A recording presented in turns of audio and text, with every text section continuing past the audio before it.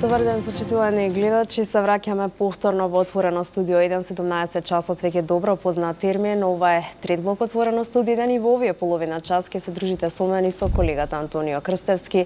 А овој пат секако имаме повторно гостин. Тоа е Пецо Груевски, председател на Синдикатот на работници од управата, правосудните органи и здруженијата на граѓани. Добар ден и добре дојдовте. Добар ден. Така, односно денеска ќе разговараме на темата промена на работното време и измената на законот за празниците. Вие поднесовте веќе една иницијатива до владата и до Министерството за труд и социјална политика, но еве поконкретно, од каде ви се роди идејата за поднесување на оваа иницијатива и според вас кои се бенефициите од воведување на работно време од 7 часа? Да. Вака, со Закон за работни односи од членот 116 ставовите 1 и 2 предвидено е дека полното работно време во нашата држава изнесува 40 часа неделно, а работната недела по правило трае 5 работни денови. Што значи сабота и недела треба да бидат неработни денови. Меѓутоа, во ставот 3 од истиот член предвидено дека со закон или со колективен договор може да се уреди работното време да трае и 35 часа. Со оглед на тоа што сме во фаза на измена законот за работни односи или носење на нов закон, јас се уште не можам да дефинирам како е тоа, бидејќи измените се прават на стариот закон, но седно дали ќе биде нов закон за работни односи или стар закон за работни односи, ние како синдикат на УПОС покренавме иницијатива и побаравме од владата и од Министерството за труд и социјална политика како предлагачи на измените на законот за работни односи да работното време од 8 часа биде скратено на 7 часа. Значи, зошто? Кои се предностите? Па има повеќе предности, пред се сметаме дека со ова ќе се намали невработеноста. Именно со намалување на работното време од прилика 10% од купното, ако сметаме од 8 часа, ќе се јави потреба од ангажирање на нова работна сила. Може би ова на работодавачите, посебно во приватниот сектор, нема да им се допадне, меѓутоа мислам, ако се направат анализи, продуктивноста на трудот, мислам дека сето тоа ново работување може да го покрие дополнително и мислам дека и тие ќе имаат соодветен бенефит. Потоа од економски аспект, во услови на неорганизирана исхрана на работниците, која порано ја има со одреден паричен надоместок во вид на бонови или исхрана или во собствени мензи или ресторани во работни организации кои денеска работниците не ја поседуваат, мислиме дека овој трошок ќе можат да го избегнат, а истовремено во зимскиот период, кога денот е помал, ќе се заштеди и на топлинска и на електрична енергија и мислам дека и од економски аспект е оправдано нашето барање. Има повеќе аспекти, како што исто го образложивме со барањето до владата за промена на работното време кој почнуваше од 8:30 и траеше до 16:30, кој апсолутно не беше прифатливо за нашите работници, за нашиот менталитет, за географските прилики, семејните традиции во нашата држава и така натаму. И мислам дека тоа беше едно посебно оптоварување. Затоа ние побаравме од новата влада да го прифати нашиот предлог, работно време да почнува од 7:30 и да биде флексибилно до 8:30, што е едно значително олеснување за сите вработени. Имено со ова им се овозможува на работниците да не доживуваат стресови на сабеле, кога пристигнат на работа, дали ќе задоснат заради градскиот автобус или од било кои причини. Значи, флексибилно работно време од 1 час е сосема доволно за работниците да се чувствуваат покомотно и поодговорно да ги извршуваат своите работни задачи, односно да го избегнат тој стрес. Имавме многу примери кога заради одредени задоснувања, нередна дисциплина на работникот, заради градскиот сообраќај, заради мали деца, носење во градинка и така натаму да задосна неколку пати да бидат казнувани. Со ова мислам дека се избегна тоа и мислам дека се направи баланс помеѓу професионалниот и приватниот живот. И мислам дека помогнавме за нашите членови да на некој начин порелаксирано го доживуваат доаѓањето и одењето од работа. Исто така Сметам дека со намалување на работното време на 7 часа од социјална инспекција се зголемат можностите за грижа во семејството. Значи ќе имаме можност повеќе да се посветиме на семејството. Исто така да се посветиме на културни, спортски и други активности и во мала организираност на згрижување во градинките целодневно и во училишта, мислам дека родителите може да се посветат и на своите деца. Друго, мислам дека и од биолошки аспект и мислам дека е еден од најбитните елементи. Продуктивноста, според нашите сознанија, според укажувањето и на нашите членови, значително паѓа после 14 часот. Ево, бидејќи сум председател на синдикат на административните работници, условно да кажам, самите кажуваат дека после 14 часот и нивната продуктивност опаѓа, а и значително е намалено доаѓањето на граѓани да завршат некоја услуга. Така да мислам дека до 14 часот се завршуваат и најголемиот работен ефект го има работодавачот од постојано вработените. Тоа се тие елементи за кои сметавме дека се битни и појдовме од позиција дека многу земји од Европската Унија одавна размислуваат, а веќе имат и воведено 7-дневно работно време. Тоа сакав да прашам дали ова се должи на некоја претходна анализа и на земање на примери од другиве поразвиени земји од Европа. Да бидам искрен, значи ние отидовме со ова идеја, земајќи го предвид искуствата од другите земји и кога дознаме дека ќе се менува закон за работни односи, сметаме дека е вистински момент. Меѓутоа ние тука нема да застанеме. Како синдикат сметаме да организираме неколку расправи на оваа тема, да ги анализираме кои се позитивните, кои се негативните страни, да изнесеме аргументи и врз основа на тие аргументи да го актуализираме прашањето. Меѓутоа мене ме загрижува нешто што идејата која промовиравме на пресконференција, го испративме нашето барање до владата и до Министерството за труд и социјална политика, ево после 2-3 месеци немаме никаков одговор. Зошто? Не ми е познато зошто. Ево имаме можеби можност да ја коригираме владата и Министерството или да го прифатат нашиот предлог па да почнеме некакви разговори. Во овој период додека се председателските избори мируваат активности во собранието. Не може и да се очекува повеќе. Да, не може. Се надевам дека после изборите ќе влеземе во некакви договори, преговори, да ги изнесеме нашите ставови, да ги анализираме заеднички, па мислам дека не само синдикатот како иницијатор, мислам дека и Министерството за труд и социјална политика треба да организира една расправа за оправданоста, за економските ефекти и така натаму.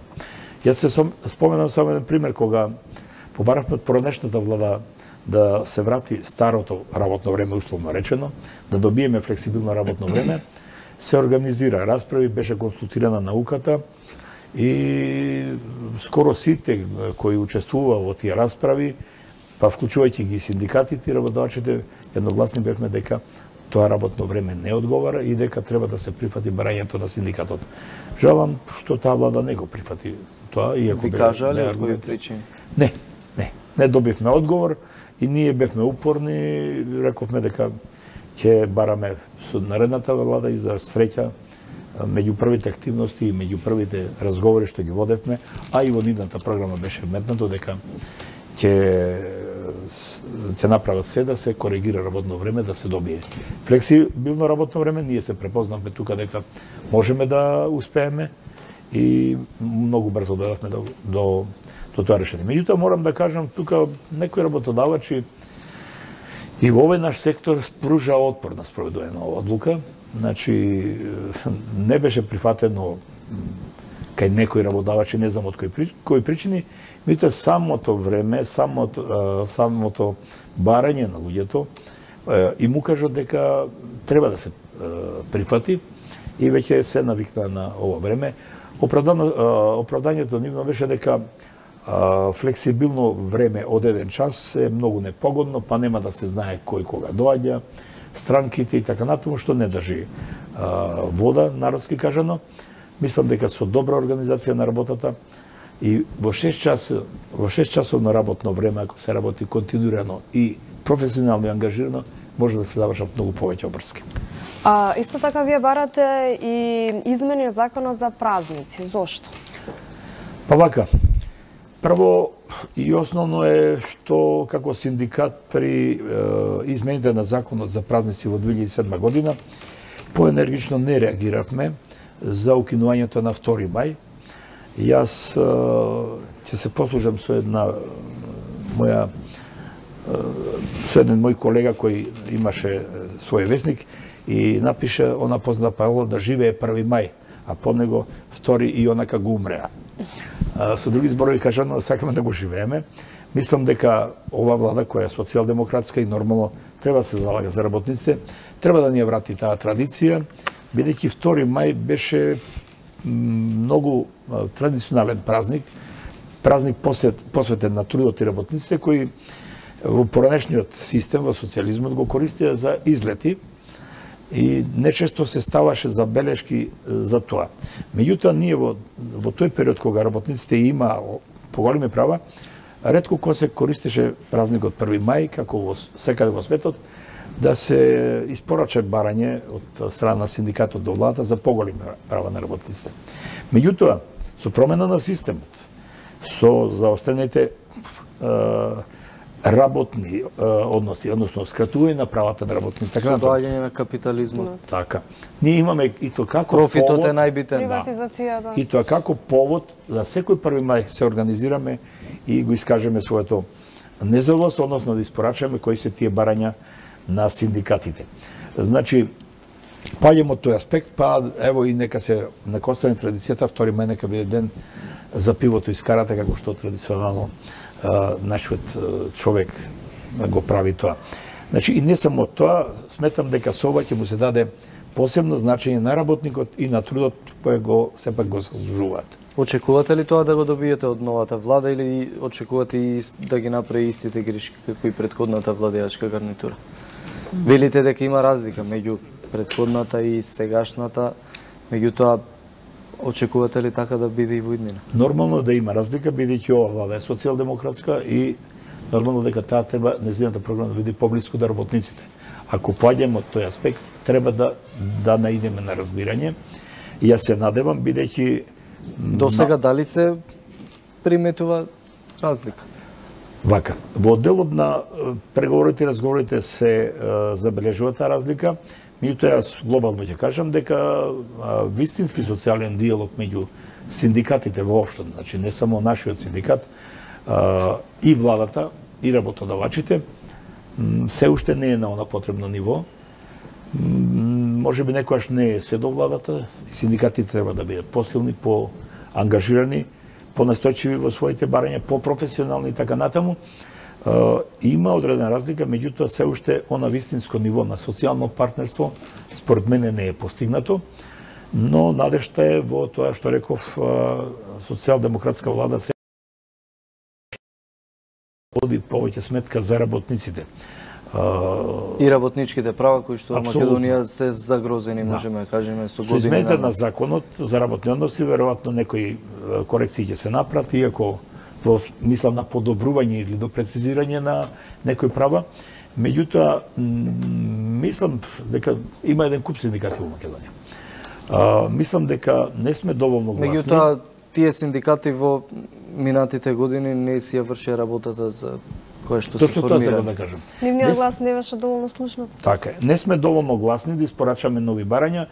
Јас затоа решив да бидам иницијатор на нашиот синдикат за скратување на работно време, затоа што кога се носи нов закон или измени суштински во закон за работни односи кој на некој начин е работнички устав, така наречен работнички устав, рекоме дајте, не можеме да разговараме само за тоа што ни скратиле, па сега да го вратиме или половина од тоа да вратиме. Дајте да зборуваме за нови барања. Ајде да наречем порадикални. Да бараме зголемување на породилното отсуство од 12 на 18 месеци и така натаму. Сега има таков закон во процедура од 9 на 12 месеци да се зголеми. Точно. И ќе видиме тоа каква разрешница ќе добие, меѓутоа сите се надеваат дека ќе има зголемување на породилно отсуство. Па и татковците ќе можат да земат еден месец. Да. Но за тоа сепак ние како синдикати треба да се избориме и да знаеме да се избориме. И уште во тој контекст да завршам околу празниците, поттик ни даде за ваквата иницијатива покрај 2 мај, да побараме и 2 јануари да биде неработен ден, пак ќе речем повикувајќи се на една убава традиција, постен дочекот на новата година, веќе вие наредниот ден не можете да одите.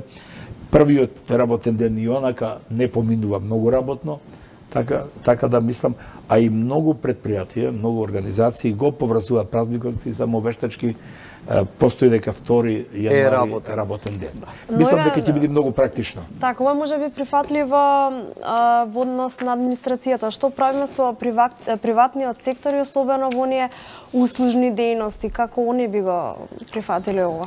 Мисли за скратување на работно време?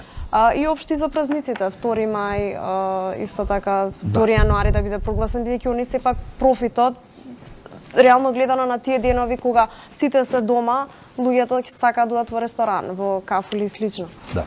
Па јас ви ти реков, ова година владата го прогласи за администрацијата, односно препорача 2 јануари да биде неработен ден, а до приватните фирми им препорача и тие да ги поврзат тие денови. Мислам и досега во приватниот сектор се побрзува овие празници заради заштеда на енергија и така натаму. Мислам дека над 70% тоа го праве. Во другиот дел, ова што рековте, трговски организации како ќе реагираат, мислам дека можеби очекувам некаква реакција да се спротивстават, иако не би требало во поглед на 2 мај, денот на трудот, но бидејќи во тој социјално-економски совет заеднички ги креираме тие политики, мислам дека треба и можеме да ги убедиме работодавачите да го прифатат нашиот предлог. Меѓутоа не се обврзани да го прифатат, тоа е на нивна добра волја. Добро, не се обврземе и тоа доколку се вметне во законот, се мора да го почитуваат во тој случај. А во поглед на овие другите трговски организации, угостителски објекти и така натаму, не би можел да зборувам, иако можам слободно како граѓанин, како синдикалец да кажам дека има преголема експлоатација таму, но тоа е работа на нивните синдикати и јас не би можел да зборувам во нивно име. Но во секој случај со некакви измени на работното време би можело да се направи некаков ред и тие луѓе да се почувствуваат дека не се експлоатирани. Кога сме кај работничките права, дали и колку работниците се запознаени со нивните работнички права и дали до вас пристигнуваат на дневна основа поплаки за прекршување или представки за прекршување на работничките права од страна на работодавачите или пак колеги и така натаму? Како да не? Премногу поплаки стигаат, доаѓаат нашите членови за совети, значи јас би зборувал по конкретно за нашиот синдикат на управа и правосудство. Можам да кажам дека многу права на работниците не се почитуваат, иако некои сметат дека како јавен сектор или како администрација ние ги уживаме сите права, напротив мислам дека во приватниот сектор многу помалку се кршат работничките права. Ево само на која основа го базирате? Да. Ево само една работа ќе ви кажам. Во законот за државни службеници, кој порано беше на сила, а од 2015 година стапи во сила нов закон за административни службеници, сите државни службеници има така наречен степен на кариера. После 3 години позитивна оценка, одеа за 1 степен погоре. Секоја година беа оценувани, значи, и доколку добеа позитивна оценка, после 3 години, одеа за степен погоре, како што реков. Меѓутоа, добива решенија, тоа не им се одрази на платите. Беше стопирано во 2009 година исплатата на овие плати заради економската криза, така наречена, и со одлука на владата беше се тоа стопирано. Меѓутоа правото им остана.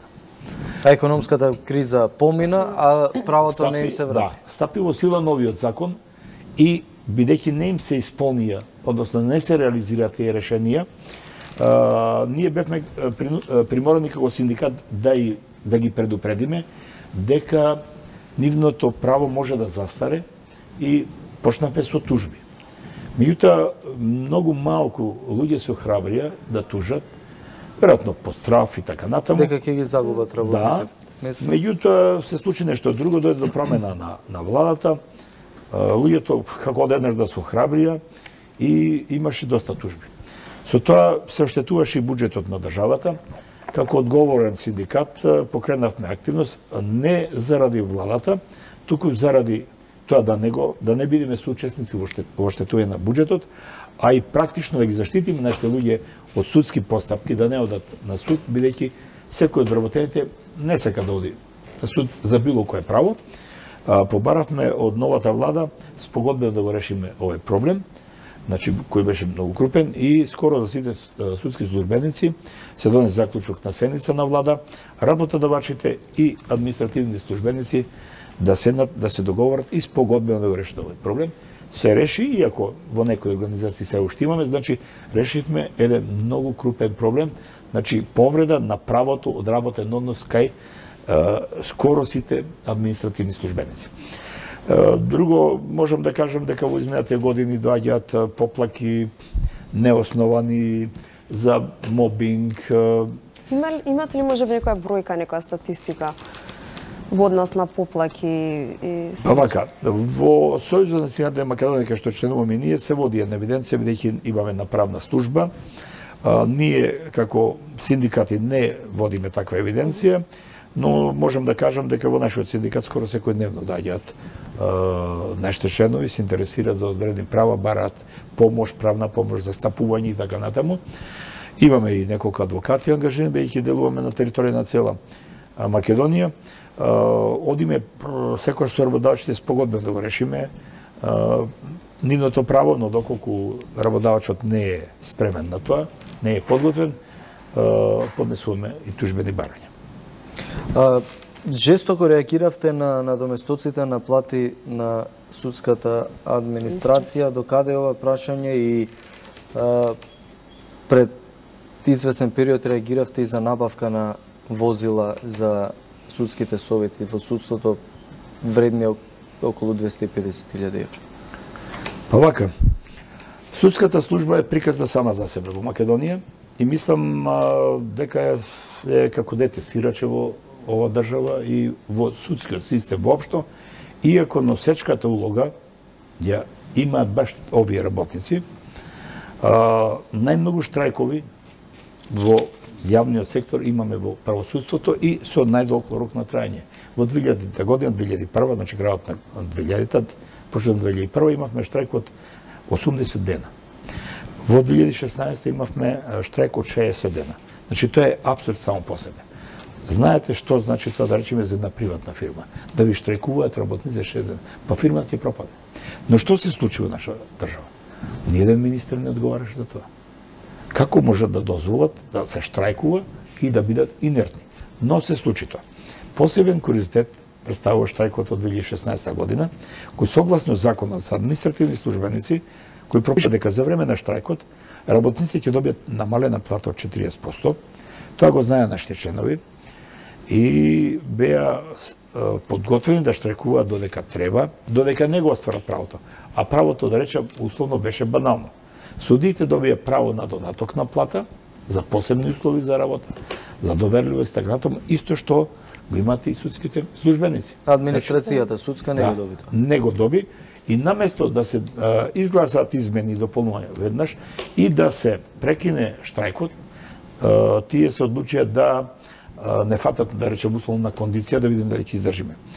Штрајкот прекина заради летната ферија, а и не сакавме предолго затоа што председателот на Судскиот буџетски совет направи класична злоупотреба и незаконски ги казни работниците. Кога велам незаконски им беа одземени парите, не беа одземени со поединечни решенија на секој штрајкуваш, него со наредба до благајниците, што е спротивно на законот, и тоа беше констатирано и од трудовата инспекција и од Републичката инспекција. Во делот на набавката на возила ние реагиравме секогаш кога се во прашање судските службеници нема доволно средства во судскиот буџет. Ако се во прашање судиите, набавка на возила и ред други работи, секогаш има предоволно. Затоа ние од министерката Рената Лесковска побаравме измена законот и да се предвиде со реформите во правосудниот систем да има една служба како што е судскиот совет кој се грижи исклучиво за судиите, за нивните плати и така натаму. Овие луѓе да не бидат оставени сами на себе, да се формира едно тело за судска служба и мислам само на тој начин ќе ги решиме проблеми на судската служба, ако не, во спротивно ќе ги имаме и во едни. Да се надеваме дека надлежните ќе имаат слух по однос на ова прашање. Тука се ближи крајот на нашиот разговор, да не го пребиеме терминот. Ви благодариме уште еднаш за гостувањето во Отворено студио 1. Се гледаме во наредна прилика. Те благодарам што ви гостите. Време е да се одјавиме. Тоа беше, значи, во овие половина час разговаравме со Фецо Груевски, односно председателот на Синдикатот на работници од управата, правосудните органи, Сдруженијата на граѓани. Тука завршува, односно следува возење со Вучич и забавниот блок емисии. Довидување. Довидување.